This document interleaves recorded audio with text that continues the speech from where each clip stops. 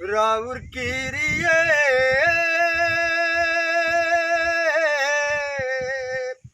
कोनो मेहरारू अपने पति शराबी से परेशान हो, परेशानी में अपने दुख के बात अपने पति से समझावत हियो, कहत हियो सैया बात की अगर ना मनबा तो हमें अम्मा जी से शिकायत करे के होई।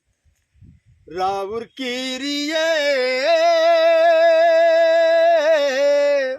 हो कहतानी हम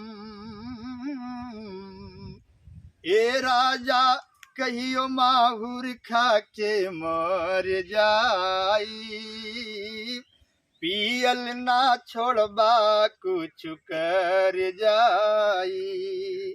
ए राजा कहियो माहुर खा के मर जाई, पियल ना छोड़बा कुछ कर जाए। बड़ा दिन सहली अब नहीं सह, बड़ा दिन सहली अब नहीं सह, अवतानी अम्मा जिससे हमको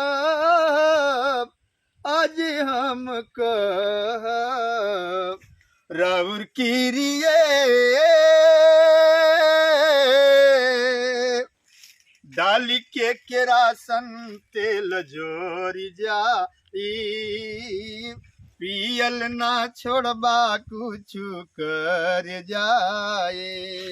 डाली के केरासन तेल जोरी जाई, पियल ना छोड़बा कुछ कर जाए। राउर किरिए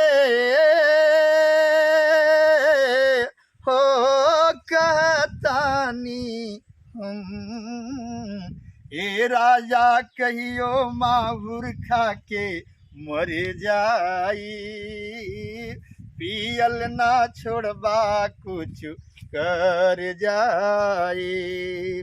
प्रणाम दोस्तों, ये औरत अपने मर्द के बारे में अपन बीतल बात के कह के समझावत हियो कि दारू बड़ा हानिकारक है, दारू के छोड़ दे सैया, लेकिन आजकल कहाँ क्यों माने वाला बा।